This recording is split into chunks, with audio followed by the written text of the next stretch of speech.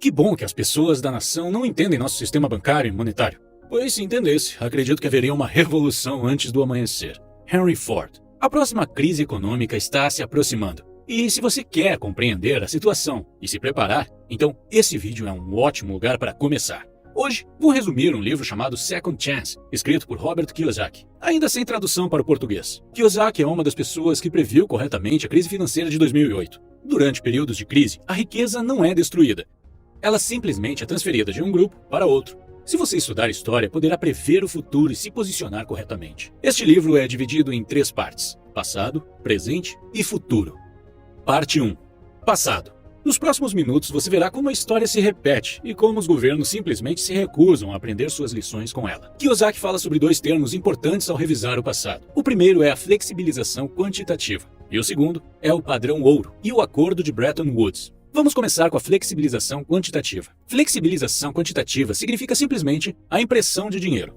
Pode ser que você pense, então por que não chamamos apenas de impressão de dinheiro? Bom, meu palpite é que os governos usam termos complexos para que a população tenha mais dificuldade para entender o que está acontecendo. Se você tiver um problema financeiro e decidir imprimir dinheiro no seu porão, será preso. No entanto, o governo faz algo muito parecido e ninguém diz nada. Governos geralmente imprimem dinheiro quando estão em crise econômica, ou quando o dinheiro extra é necessário em situações extremas, como uma guerra, por exemplo. E por que imprimir dinheiro é ruim? A resposta é: todas as vezes em que dinheiro é impresso, as classes baixa e média ficam ainda mais pobres e a classe alta fica ainda mais rica. A emissão de moeda destrói seu valor monetário, aumenta a inflação e os impostos. A renda das pessoas é roubada por meio da inflação, que prejudica principalmente as classes baixa e média, porque o dinheiro que trabalham duro para ganhar, de repente, passa a ter menos valor. Imprimir dinheiro não é um truque novo. Tem sido usado pelos governos há muitos séculos e a parte mais assustadora é que sempre terminou em desastre. Não há nenhuma evidência na história que mostre que a impressão de dinheiro trouxe prosperidade ao longo prazo. Na verdade, trouxe mais pobreza e governos regulados por forças políticas em vez de leis econômicas. Kiyosaki dá exemplos do século XX. Mas vou voltar ainda mais na história e começar com o Império Romano. Quanto mais para trás você olha no passado, mais longe você consegue ver o futuro. Quando o Império Romano entrou em guerra, eles começaram a degradar a moeda, o que é o mesmo que imprimir dinheiro. Como naquela época moedas de prata e de ouro eram usadas como dinheiro, começaram a derretê-las e a adicionar outros metais na mistura para aumentar a oferta de dinheiro.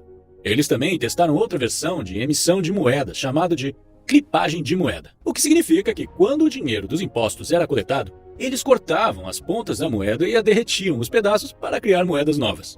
Eles até usaram a reavaliação da moeda. É como se o governo pegasse uma moeda de R$1 e adicionasse um 0 ao lado do 1, criando assim uma moeda de R$10. Todas essas estratégias acabaram resultando em hiperinflação, aumento de impostos e caos econômico. Depois da Primeira Guerra Mundial, a Alemanha, a República de Weimar, também começou a imprimir dinheiro para pagar pelas compensações de guerra, o que levou à hiperinflação e acabou culminando com Hitler no poder. Se você fosse um milionário alemão em 1918 ou final de 1923, você estaria completamente falido. Vamos ver um exemplo para compreender o cenário da hiperinflação alemã depois da impressão de dinheiro. Imagine que você foi até um bar para beber com seus amigos. Mas em vez de pedir uma cerveja, tomá-la e só então pedir a segunda, você pede 2 cervejas de uma só vez. Você sabe que a segunda cerveja vai acabar esquentando enquanto você bebe a primeira, mas compra 2 mesmo assim.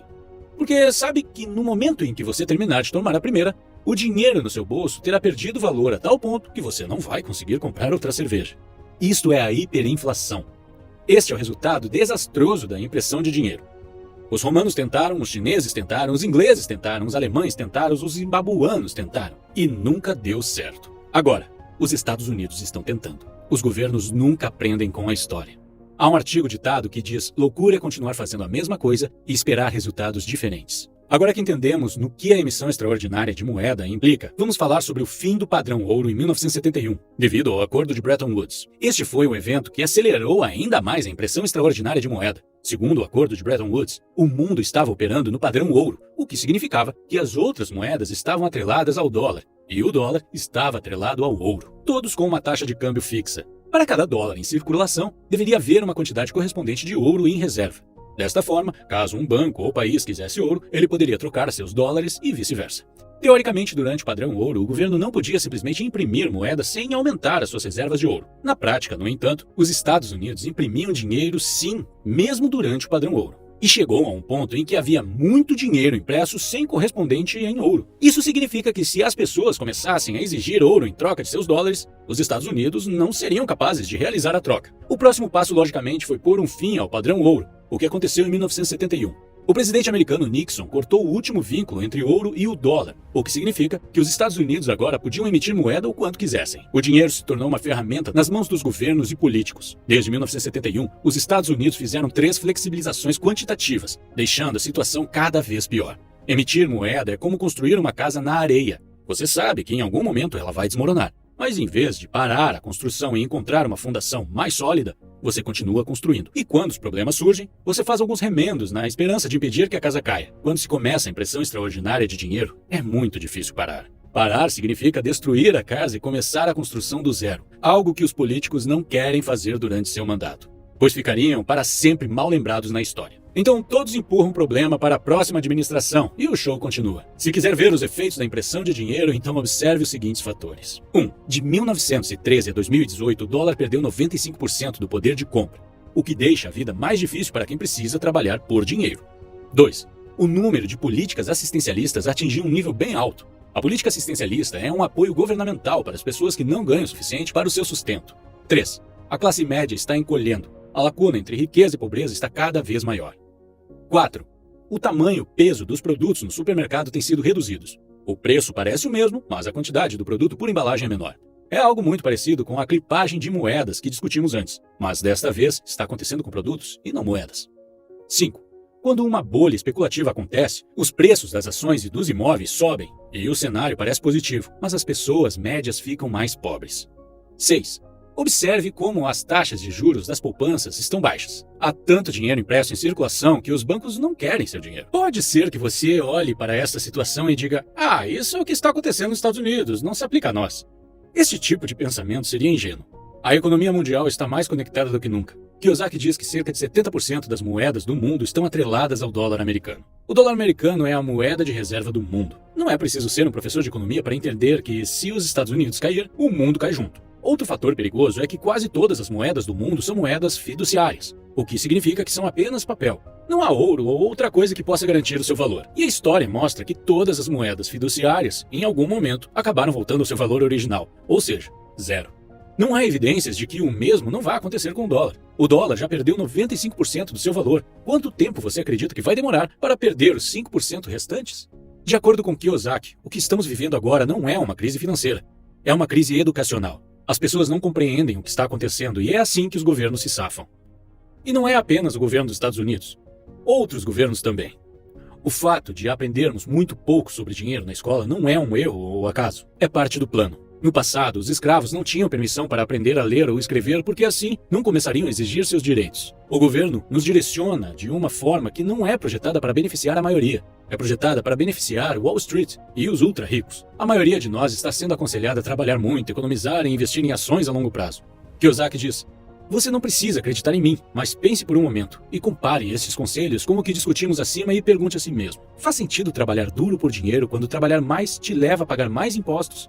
E o dinheiro que você ganha perde seu valor ao mesmo tempo em que os preços dos produtos sobem. Faz sentido economizar dinheiro? Faz sentido investir a longo prazo no mercado de ações quando a bolsa está sendo manipulada e as empresas ficam com uma enorme parcela do seu lucro através das comissões? Kiyosaki diz que se você começar a questionar e pesquisar sobre as coisas que te disseram sobre economia e dinheiro até aqui, logo perceberá que a maioria dos conselhos que recebeu não vai te favorecer.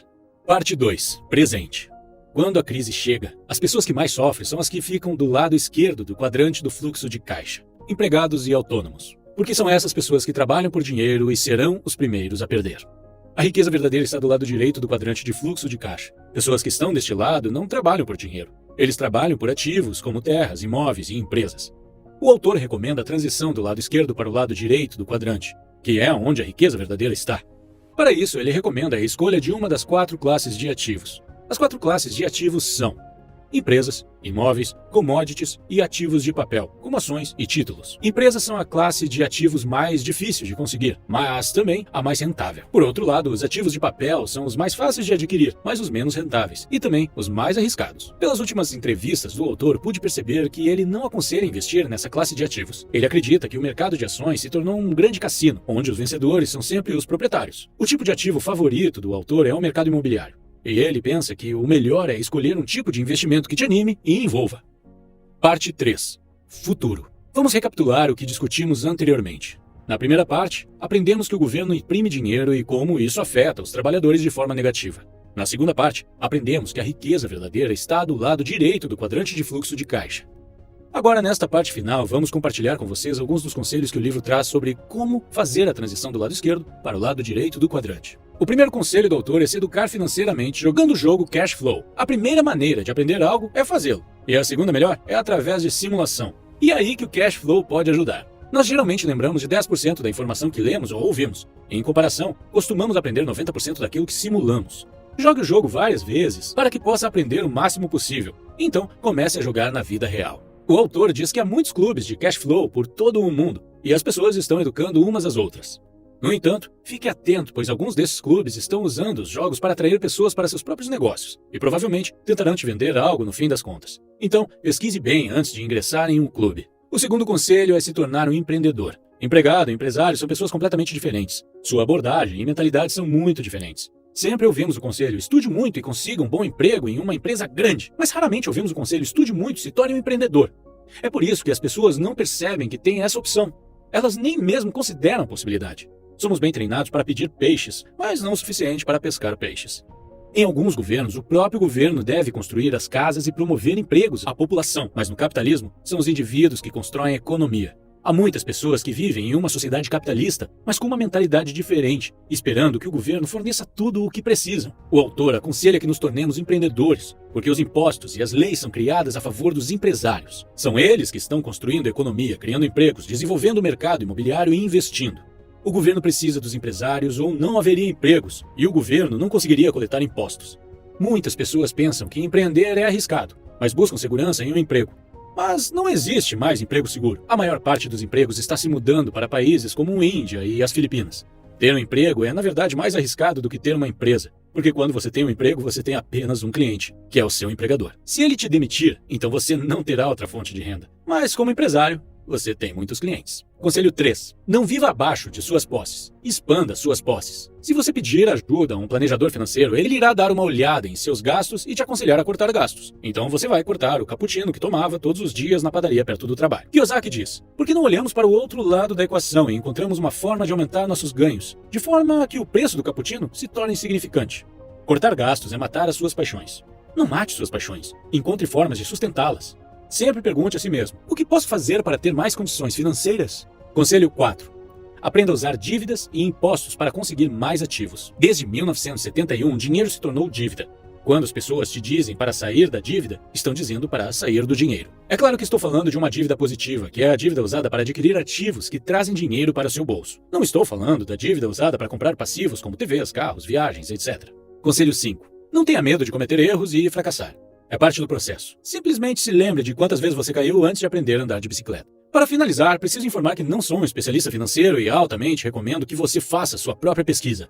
O que parece correto para o autor, ou para mim, pode ser completamente errado para você. Se tornar um empreendedor é uma tarefa difícil, e talvez você não queira trabalhar tanto, se estressar e assumir tantas responsabilidades. E esteja feliz dirigindo sua BMW, mesmo que endividado. É a sua vida, e o que você faz com ela é uma decisão exclusivamente sua.